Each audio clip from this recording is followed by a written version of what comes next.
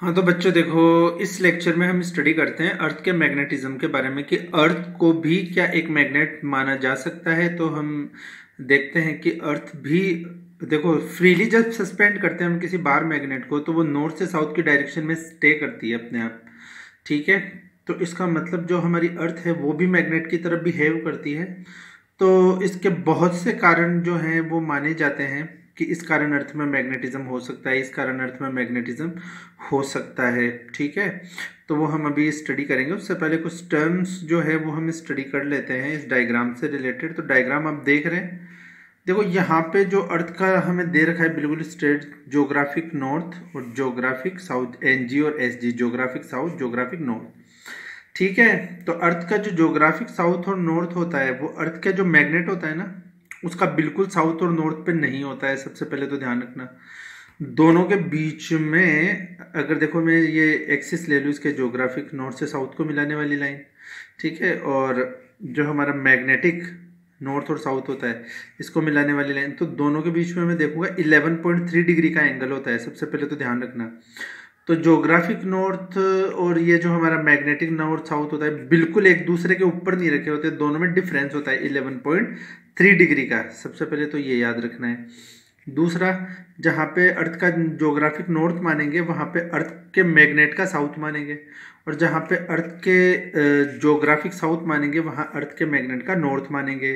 और दोनों में ये जो एंगल दिख रहा है वो 11.3 डिग्री का होगा, बिल्कुल एक दूसरे के ऊपर नहीं होंगे। ठीक है, यहाँ तक हम समझ गए 2 पॉइंट। तो फिर हम आगे देखते हैं। अब देखो यहाँ पे the 2 points at which magnetic needle becomes completely vertical called earth magnetic poles. तो यहाँ पे अगर ये जो हमारी निडल है ये वर्टिकली भी किसी प्लेन में घूमने के लिए बिल्कुल फ्री है, तो हम देखेंगे जैसे ये पोल्स पे जाएगी हमारी, ठीक है ना, मैग्नेटिक पोल्स पे जाएगी तो ये निडल बिल्कुल वर्टिकल 90 डिग्री, ठीक है ना, बिल्कुल वर्टिकली खड़ी हो जाएगी सीधी। तो अगर वर्टिकल प्लेन में घूम रही हो और जिस जगह पे जाके वो कंप्लीटली वर्टिकल हो रही है उनको हम बोलेंगे पोल्स, नॉर्थ पोल और साउथ पोल, वहाँ पे कंप्लीटली वर्टिकल होगी। ये मैंने आपको बता दिया। रोटेशनल एक्सिस जो है वो अर्थ के मैग्नेटिक एक्सिस से 11.3 डिग्री का एंगल बनाता है।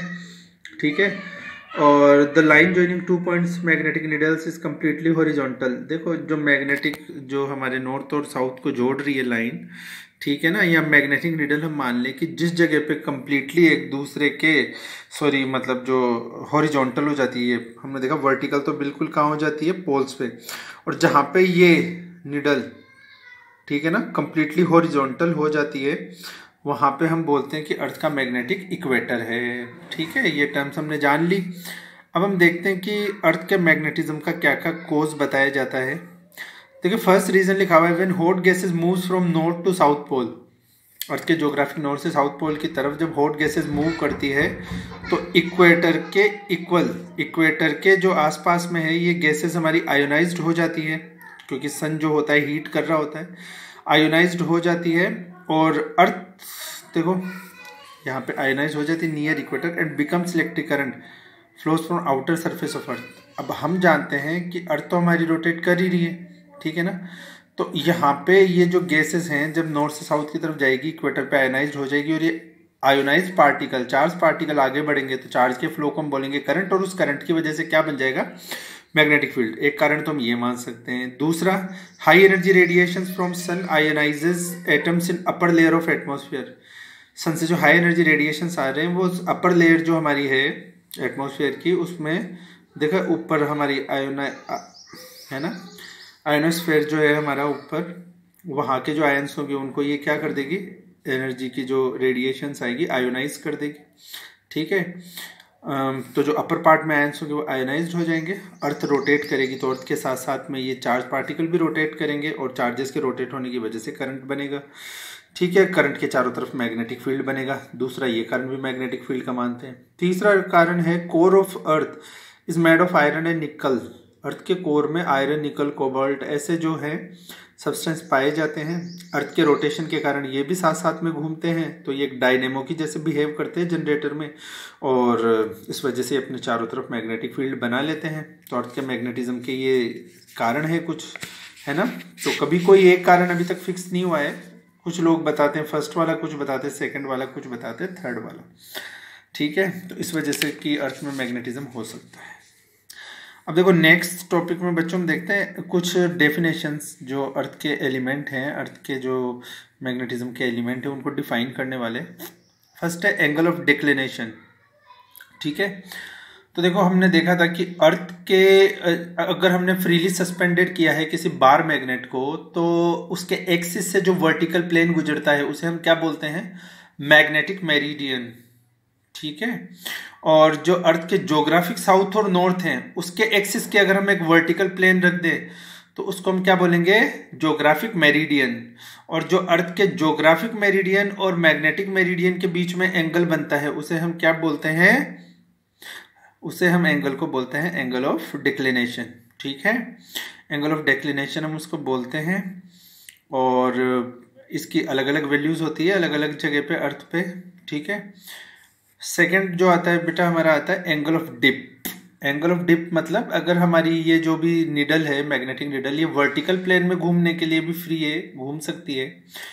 ठीक है, तो हम जानते हैं कहीं कहीं ये 90 डिग्री हो जाएगी, बेसिकली पोल्स पे, इक्वेटर पे ये पूरी हॉरिजॉन्टल हो जाएगी हमारी नीडल। ठीक है, तो देखो angle made by direction of earth total magnetic field with horizontal direction.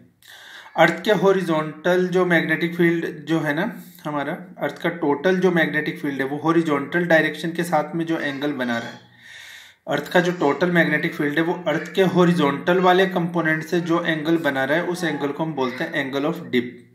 ठीक है, इसकी वैल्यू भी अलग अलग जगह पे अलग अलग होती है। इक्वेटर पे 0 होती है, पोल्स पे 90 डिग्री होती है। ठीक है, पोल्स पे ये परपेंडिकुलर हो जाती है निडल, और इक्वेटर पे पैरेलल हो जाती है। ठीक है, हॉरिजॉन्टल कंपोनेंट देख लेते हैं अर्थ के जो मैग्नेटिक फील्ड है उसके हम हॉरिजॉन्टल कंपोनेंट देख लेते हैं। ठीक है, तो देखो ये डायग्राम से हम देखते हैं, ये डेफिनेशन तो आप पढ़ लोगे। तो हमने देखा, देखो बेटा यहाँ पे ये देखा हमने थीटा। सबसे पहले तो देखो एंगल ऑफ डिक्लिनेशन, ये अर्थ का ज्योग्राफिक मेरिडियन है ये वाला। ठीक है, अर्थ का ये मैग्नेटिक मेरिडियन है। ठीक है ना, मैग्नेटिक मेरिडियन, और ये वाला, ये बाहर वाला है ज्योग्राफिक मेरिडियन, वर्टिकल प्लेन। ये जो मैग्नेटिक, देखो ये इस तरीके से बना रखा है कि एक दूसरे के ऐसे परपेंडिकुलर रखे हुए हैं, इस तरीके से देखो परपेंडिकुलर। तो ये वाला प्लेन, ये वाला प्लेन जितना एंगल बना रहे हैं फाई, इसको तो हमने एंगल ऑफ डिक्लिनेशन बोला। एंगल ऑफ डिप, अर्थ के टोटल मैग्नेटिक, देखो एक तो हॉरिजॉन्टल डायरेक्शन में जा रहा है मैग्नेटिक फील्ड, एक वर्टिकल डायरेक्शन में जा रहा है, तो रिजल्टेंट आएगा पैरेललोग्राम लॉ के अकॉर्डिंग डायगोनल में। तो जो रिजल्टेंट मैग्नेटिक फील्ड होगा अर्थ का, वो हॉरिजॉन्टल कंपोनेंट के साथ में जो एंगल बनाएगा उसी को हमने क्या बोला, एंगल ऑफ डिप। गौर से देख लीजिए, यही डेफिनेशन में बोला है अपन ने। ठीक है, अब देखिए एंगल ऑफ डिप भी हो गया हमारा।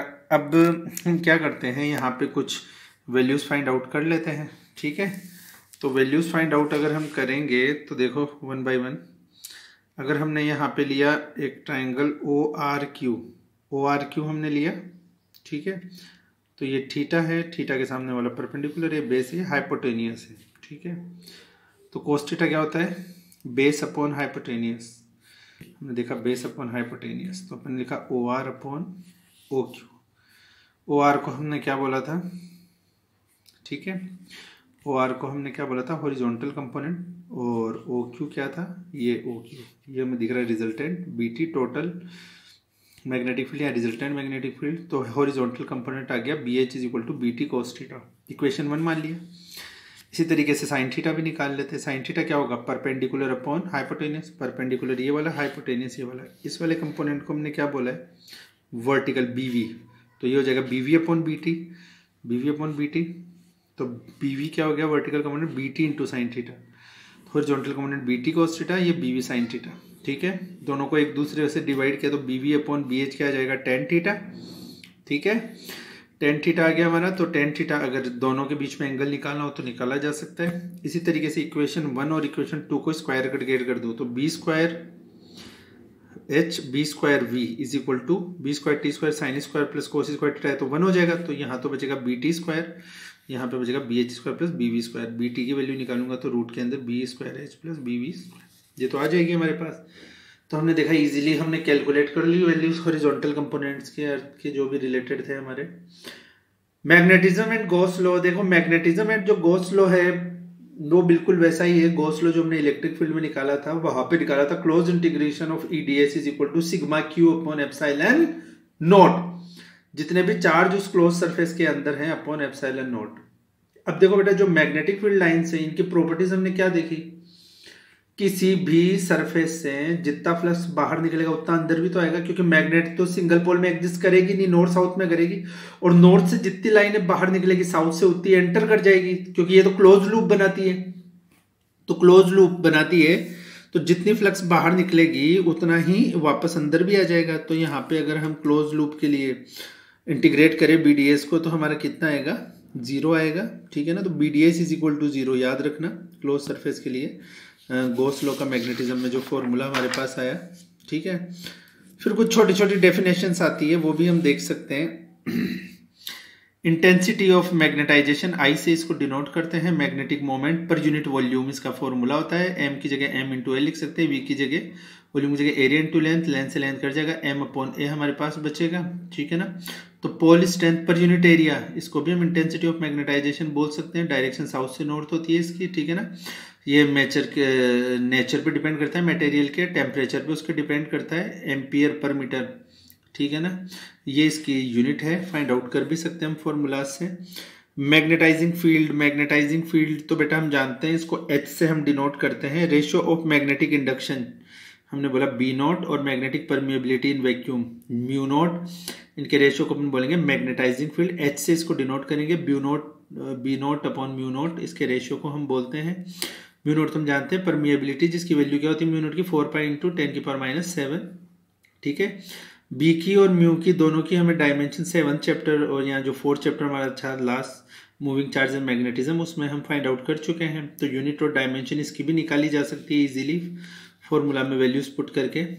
मैग्नेटिक ससेप्टिबिलिटी, देखो ये क्या है, किसी भी मैग्नेटिक सब्सटेंस को मैग्नेटाइजिंग फील्ड में रखेंगे तो कितना वो उससे अफेक्ट हो रहा है उसको मैग्नेटिक ससेप्टिबिलिटी बोलेंगे। या फिर ratio of intensity of magnetization to the magnetizing field is known as magnetic susceptibility. Intensity of magnetization और मैग्नेटाइजिंग फील्ड, इनके रेशियो को हम बोलते हैं मैग्नेटिक ससेप्टिबिलिटी, ठीक है। तो ये एक डायमेंशनलेस क्वांटिटी है, आई और एच की एक ही जैसी यूनिट है, कट जाएगी तो यहाँ पे कोई डायमेंशन और यूनिट आएगी नहीं, तो डायमेंशनलेस क्वांटिटी है। साई, देखिए सिंबल को हम बोलते हैं साई, साई से इसको डिनोट करते हैं हम, ठीक है, साई से डिनोट करते हैं। और मैग्नेटिक ससेप्टिबिलिटी का मतलब कि मैग्नेटिक फील्ड के लिए कितनी ससेप्टिबल है जो भी आपने मटेरियल रखा है, ठीक है ना, कितना फोर्स उस पर अप्लाई हो रहा है मैग्नेटिक फील्ड की वजह से। नेक्स्ट हम देखते हैं रिलेटिव परमिएबिलिटी, है ना, ये टर्म भी हमारी आएगी। तो अपन ने देखा था एप्सिलॉन आर, ऐसे ही आ गया म्यू आर, एप्सिलॉन आर का फॉर्मूला था epsilon M upon epsilon naught, यहाँ पे अपन ने देखा तो mu M upon mu naught, ठीक है। इस म्यू आर को रिलेटिव परमिएबिलिटी बोलते हैं। मीडियम में परमिएबिलिटी कितनी है और नॉट का मतलब फ्री स्पेस में परमिएबिलिटी कितनी है। Relation between different magnetic quantities के बीच में हम रिलेशन निकालते हैं। तो देखिए इसके लिए कंसिडर करते हैं एक सोलेनोइड है, ठीक है, जिसमें सोलेनोइड आप जानते हैं किसी भी सिलेंड्रिकल ऑब्जेक्ट के हमने चारों तरफ, ठीक है ना, गोल गोल सर्कुलर वायरिंग्स हमने लगाई होती है, तो ऐसे स्ट्रक्चर को सोलेनोइड बोलते हैं। तुमने देखा, देखो वो जो सिलेंड्रिकल ऑब्जेक्ट है ना वो एक मैग्नेट है और उस मैग्नेट के ऊपर हमने वायर वाउंड किए हैं, ठीक है। तो वायर में जो करंट आएगा उसकी वजह से भी मैग्नेटिक फील्ड बनेगा, और उस मैग्नेट में खुद के तो मैग्नेटिक फील्ड है ही, क्योंकि जिसके ऊपर हमने वायर लपेटे हैं वो खुद भी एक मैग्नेट है, तो मैग्नेट का भी मैग्नेटिक फील्ड होगा, और वायर में करंट जाएगा उसकी वजह से भी मैग्नेटिक फील्ड होगा। तो टोटल मैग्नेटिक फील्ड क्या होगा, दोनों को हम ऐड कर देंगे तो आ जाएगा, ठीक है। तो अगर हम करंट को फ्लो होने की वजह से मैग्नेटिक फील्ड देखें म्यू नॉट आई, ठीक है, ये हमने देखा था म्यू नॉट आई, जो मैग्नेटिक फील्ड का formula BDL is equal to mu nought I, ये ऑलरेडी हमने देखा हुआ है फॉर्मूला। और यहाँ पे देखिए mu not H magnetizing field, ये नेचुरल मैग्नेट की वजह से फील्ड होता है, ठीक है। दोनों को हमने रख दिया, mu not H plus mu nought I. Mu nought common लिया तो एच प्लस आई, एच अगर कॉमन लिया तो 1 plus I upon H, I upon H को अपन साई बोल सकते हैं। देखो तो mu not H is equal to 1 plus psi M अपन ने लिख दिया, ठीक है। बी की जगह अपन क्या लिख सकते हैं, म्यू इंटू एच, तो बी की जगह अपन लिख सकते हैं म्यू इंटू एच, ठीक है। अगर म्यू इंटू एच यहाँ पे पुट करूंगा मैं तो एच से एच कट जाएगा, तो हमारे पास बचेगा mu is equal to mu naught 1 plus psi M. Mu naught को अगर इधर म्यू के अपॉन में भेजो तो म्यू अपॉन म्यू नॉट को अपन क्या बोलते हैं, म्यू आर, रिलेटिव परमिएबिलिटी, अभी अपन ने देखा था।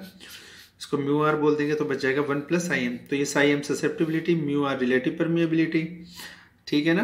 तो इन सब में आपस में जो रिलेशन होता है वो हमारे पास आ गया। तो इस रिलेशन को भी हमें याद रखना है, क्वेश्चन आ जाते हैं एग्जाम में इसके ऊपर, ठीक है। अब देखो इसमें कई हमारे सब्सटेंस आते हैं कई टाइप के, ठीक है। इसमें आते हैं डाईमैग्नेटिक सब्सटेंस, पैरामैग्नेटिक सब्सटेंस और फेरोमैग्नेटिक सब्सटेंस, ठीक है। तो जो मैग्नेट्स जो हमारे हैं इनका क्लासिफिकेशन किस बेसिस पे किया हुआ है या इनमें मैग्नेटिज्म का कोज क्या है, ये थोड़ा ब्रीफली हम स्टडी कर लेते हैं इसके अंदर। तो देखो ये जो डाईमैग्नेटिक सब्सटेंस हैं इनको जब भी किसी मैग्नेटिक फील्ड में प्लेस किया जाता है तो ये दूर, ठीक है ना, अपोजिट डायरेक्शन में जाना चाहते हैं मैग्नेटिक फील्ड के, या हम बोल सकते हैं कि मैग्नेटिक फील्ड से ये रिपेल होते हैं, या फिर हम बोल सकते हैं स्ट्रोंगर से वीकर मैग्नेटिक फील्ड की तरफ जाना चाहते हैं। कोज क्या होता है डाईमैग्नेटिज्म का, क्यों ये जो हमारे कुछ एलिमेंट्स हैं ये दूर जाना चाहते हैं, ठीक है ना। और वो कौन से एलिमेंट्स है, देखो मैं आपको एग्जांपल भी बता दूं फिर कारण बताता हूं, ठीक है। तो देखो ये आपको डाईमैग्नेटिज्म के कुछ एग्जांपल है, स्टेबनम, बिस्मथ, जिंक। ये क्या होते हैं कि मैग्नेटिक फील्ड से दूर जाने की कोशिश करते हैं, ठीक है ना। तो ये डाईमैग्नेटिक टाइप के हमारे सब्सटेंस हैं। कारण क्या होता है डाईमैग्नेटिज्म का, हम देखते हैं। देखो मॉलिक्यूल्स और atoms have even number of electrons, ऐसे मॉलिक्यूल्स और एटम जिनमें इवन नंबर में इलेक्ट्रॉन्स हैं। Every 2 electron make pair in such atoms and spin of electrons in such pairs are opposite to each other. तो यहाँ पे एक तो क्या इलेक्ट्रॉन्स इवन नंबर में होंगे, एक दूसरे के साथ में पेयर बना लेंगे, और उस पेयर में भी जो दोनों इलेक्ट्रॉन होंगे वो एक दूसरे के अपोजिट डायरेक्शन में स्पिन कर रहे होंगे। तो जो मैग्नेटिक मोमेंट होगा रिजल्टेंट एक दूसरे के इफेक्ट को कैंसिल आउट करने के कारण जीरो हो जाएगा, इसलिए ये इनमें मैग्नेटिक इफेक्ट नहीं होता है डाईमैग्नेटिज्म। ये मैग्नेटिक फील्ड से दूर जाते हैं, अपोज करते हैं। पैरामैग्नेटिक देखो वो हैं जो कि वीकली अट्रैक्ट होते हैं, अट्रैक्ट तो होते हैं मैग्नेटिक फील्ड की तरफ पर वीकली अट्रैक्ट होते हैं, ठीक है। दूसरा, जब तक इनको एक्सटर्नल मैग्नेटिक फील्ड में रखा जाता है तब तक ही ये काम करते हैं। एक्सटर्नल मैग्नेटिक फील्ड हटा लिया जाता है तो ये पैरामैग्नेटिक काम करना बंद कर देते हैं, मतलब इनमें परमानेंट कोई मैग्नेटिज्म नहीं होता, जैसा कि हम पढ़ेंगे इस फेरोमैग्नेट में होगा, ठीक है। तो हमने देखा when placed in magnetic field magnetize in the direction of magnetic field they are attracted toward magnetic field, और ये वीकर से स्ट्रॉन्गर मैग्नेटिक फील्ड में जाएंगे। बट हम जानते हैं कि ये फेरो से बहुत कम होंगे तो सही अट्रैक्ट, ठीक है ना। डाईमैग्नेटिक की जैसे अपोज तो नहीं करेंगे, अट्रैक्ट तो होंगे पर वीकली अट्रैक्ट। कारण इसमें क्या है, देखो मॉलिक्यूल्स और atoms having excess number of electrons having magnetic moment in same direction, ठीक है ना। जैसे बहुत सारे इलेक्ट्रॉन्स हैं जिनमें अनपेयर्ड इलेक्ट्रॉन जो सेम डायरेक्शन में जिनका मैग्नेटिक मोमेंटम है वो अलाइन होना स्टार्ट होंगे। So there is a stable magnetic moment, वहां पे एक स्टेबल मैग्नेटिक मोमेंट जनरेट होगा and it behaves like a bar magnet, ठीक है ना। अब हमने ये लाइन आपको पहले बताई थी, in absence of external magnetic field जो होगा एक्सटर्नल, वही इन ये जो आपके जो रैंडम इलेक्ट्रॉन दिख रहे हैं ना उनको एक डायरेक्शन में अलाइन करने का काम एक्सटर्नल मैग्नेटिक फील्ड ही कर रहा है। अगर वो नहीं होगा तो पैरामैग्नेटिक शोज जो मटेरियल्स होंगे अपना बिहेवियर शो नहीं करेंगे। फेरोमैग्नेटिक तो अपन जानते, देखो इनके भी एग्जाम्पल मैं आपको बता देता हूँ। इनके एग्जाम्पल जो पैरामैग्नेटिक के एग्जाम्पल हैं वो कौन कौन से हैं, ये है Mn, ठीक है, मैग्नीज, सोडियम, एल्यूमिनियम, ऑक्सीजन, ठीक है, क्राउन ग्लास, ये सब एग्जांपल है पैरामैग्नेटिक के। मतलब एक्सटर्नल मैग्नेटिक फील्ड लगाओगे तो ये मैग्नेटिक प्रॉपर्टी शो करेंगे। फेरोमैग्नेटिक सब्सटेंस स्ट्रांगली मैग्नेटाइज होंगे मैग्नेटिक फील्ड की डायरेक्शन में, हमेशा स्ट्रांगली, ठीक है ना। वीकर से स्ट्रॉन्गर सेक्शन में ये भी जाते हैं, स्ट्रांगली अट्रैक्ट होते हैं। इनका कारण क्या है स्ट्रॉन्ग मैग्नेटाइजेशन का, देखो intensity of magnetisation makes difference intensity of magnet. देखो पैरा और फेरो दोनों ही अट्रैक्ट होंगे पर पैरा वीकली और फेरो बहुत